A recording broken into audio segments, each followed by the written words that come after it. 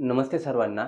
आज आपण economic survey आणि बजेट याबद्दल चर्चा करणार आहोत. आता प्रिपरेशन करताना आपण काय करत असतो माहिती आहे का? आपल्याला बजेटचा आणि इकॉनॉमिक सर्व्हे याचा इम्पोर्टन्स कुठं-कुठं आहे, कोणत्या सब्जेक्टमध्ये आहे आणि त्याचं प्रिपरेशन कशा पद्धतीने केलं पाहिजे. कारण की डॉक्युमेंट तर खूप मोठं असतं आणि दुसरी गोष्ट म्हणजे काय बजेटमध्ये गव्हर्नमेंटचं जे अॅन्युअल फायनान्शियल इयर आहे ना आपलं जे वर्षाचं जे वर्ष जे आहे ना, त्या वर्षाचा गव्हर्नमेंटचा जो डेटा असतो, ऑथेंटिक डेटा असतो, जो आपल्याला कुठेच भेटत नाही, तो बजेटमध्ये भेटत असतो. त्यामुळे काय असतं बजेट आणि इकॉनॉमिक सर्व्हे हे कुठे यूज करायचंय? आपण याबद्दल डिटेल चर्चा करूयात आणि दुसरी गोष्ट काय माहिती आहे का? याचा यूज कुठे-कुठे होऊ शकतो? याचा डेटा आपण कुठे यूज करू शकतो? याबद्दल माहिती मी तुम्हाला सांगणार आहोत. पहिली गोष्ट म्हणजे गव्हर्नमेंट हे जे बजेट प्रस्थापित करतं ना, त्याच्यामध्ये काही रिझन भरपूर सारं असतं. गव्हर्नमेंट कुठं एक्सपेंडिचर करणार आहे, कुठनं रेव्हेन्यू जनरेट होणार आहे, बजेट झालं, इकॉनॉमिक सर्व्हे या माध्यमातून सगळं काही डिसाईड होत असतं गव्हर्नमेंटचं. आपलं अॅन्युअल जे फायनान्शियल इयर आहे, ते कशा पद्धतीने वर्क होणार आहे. समजलं? आता दुसरी गोष्ट, आपण प्रिपरेशन करताना काय करतो? आपल्याकडे 4 जी-एस पेपर असतात. कळालं? एक ऑप्शनल पेपर असतो. त्यामुळे काय असतं माहिती आहे का, प्रिपरेशन करताना आहे ना, आपल्याकडे डॉक्युमेंट येत असतं. एक बजेटचं एक डॉक्युमेंट सेपरेट असतं, इकॉनॉमिक सर्व्हेचं डॉक्युमेंट सेपरेट असतं. पण इतके मोठे डॉक्युमेंट असतं, तर त्याच्यामध्ये आपण रीड काय करायचं आहे? कळालं का? रीड काय करायचं आहे? आपण जर हेच आपल्याला समजलं ना, आपल्याला किती मोठे डॉक्युमेंट असलं ना, ते आपल्याला सेपरेटाइज करून एक सुंदर पद्धतीनं प्रिपरेशनमध्ये आपण ते इन्क्लूड करू शकतो. आता उदाहरणार्थ सांगतो तुम्हाला मी. जनरल स्टडी पेपर फर्स्ट याच्यामध्ये ना सोशिओलॉजी नावाचा कंपोनंट आहे. समजलं? हे तुम्ही बजेट आणि इकॉनॉमिक सर्व्हेचा रिलेट करायचं आहे. कशाची? जी-एस फर्स्टची सुद्धा, जी-एस सेकंडची सुद्धा, जी-एस थर्डची सुद्धा आणि जी-एस फोर्थची सुद्धा. या चारहींची रिलेट केलं ना तुम्ही, तर त्याचे मार्क्स वाढण्याचे चान्सेस भरपूर काही असतात. तुम्ही एसेमध्ये सुद्धा याचं इम्पोर्टन्स असतं. पण ते आपल्याला समजत नाही. आपण याला कुठे इन्क्लूड केलं पाहिजे, काय इन्क्लूड केलं पाहिजे. समजलं? आता उदाहरण सांगतो तुम्हाला मी.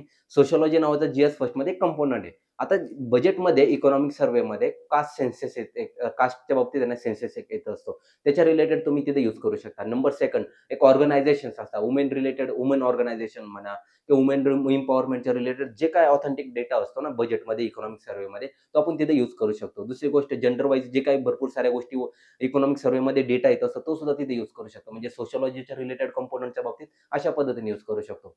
Number second general study paper सेकंडमध्ये नाही का गव्हर्नन्स नावाचा एक टॉपिक असतो. समजलं? माहिती आहे? ई गव्हर्नन्स म्हटलं जातं, डिजिटल इंडिया झालं.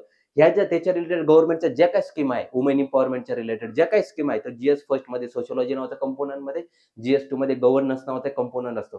त्याच्यामध्ये सुद्धा तुम्ही यूज करू शकता. समजलं? अशा पद्धतीनं त्याचा यूज करायचा असतो बजेटचा आणि इकॉनॉमिक सर्व्हेचा आणि दुसरी गोष्ट जो डेटा असतो ना, तो गव्हर्नन्समध्ये सुद्धा यूज करू शकतो. त्याच्यामुळे काय असतं माहिती आहे का, मार्क्स वाढण्याचे चान्सेस भरपूर असतात. कारण की हे एम-सी-क्यू टाइपमध्ये मेन्स तर नसते, रिटर्नमध्ये एक्झाम असते. पण आपल्याला सगळ्यांच्या पुढे जायचं असेल ना, तर आपण अशा पद्धतीनं डेटाचा यूज केला पाहिजे. सो अशा पद्धतीने जी-एस 2 झालं. नंबर जी-एस 3च्या बाबतीत सांगायचं म्हणजे इकॉनॉमिक सर्व्हे आणि बजेट. इकॉनॉमिक डेव्हलपमेंटच्या रिलेटेड आपण भरपूर सारा डेटा तिथं आपण यूज करू शकतो. समजलं? आणि दुसरी गोष्ट गव्हर्नमेंट ॲग्रीकल्चरच्या रिलेटेड काय स्कीमा झाल्या. परत दुसरी गोष्ट डिजिटल इंडियाच्या रिलेटेड काय स्कीमा झाल्या. त्याच्यामध्ये सुद्धा इकॉनॉमिक डेव्हलपमेंटमध्ये भरपूर सारे पॉइंट येत असतात. म्हणजे हेल्थ सेक्टर झालं, एज्युकेशन सेक्टर झालं. हे जे सेक्टर्स असतात ना, याच्या रिलेटेड सुद्धा माहिती इकॉनॉमिक सर्व्हे बजेटमध्ये येत असते. सो हा डाटा तुम्ही तिथं पुट करू शकता. समजलं?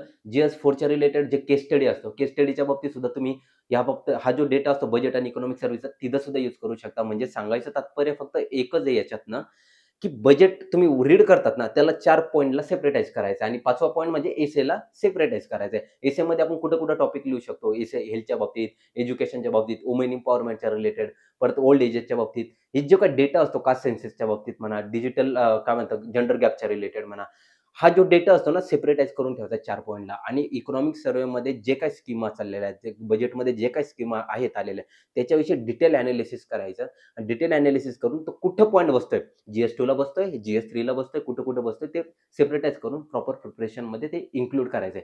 सो अशा पद्धतीनं बजेट आणि इकॉनॉमिक सर्व्हेचा यूज केला पाहिजे. हे जे डॉक्युमेंट आहे ना, याला इग्नोर करू नका. कारण की हे जे डॉक्युमेंट आहे ना, भरपूर सारे मार्क्स वाढवून देत असतात. सो प्रिपरेशन अशा पद्धतीने केलं पाहिजे. So got my point. All the best. God bless you all.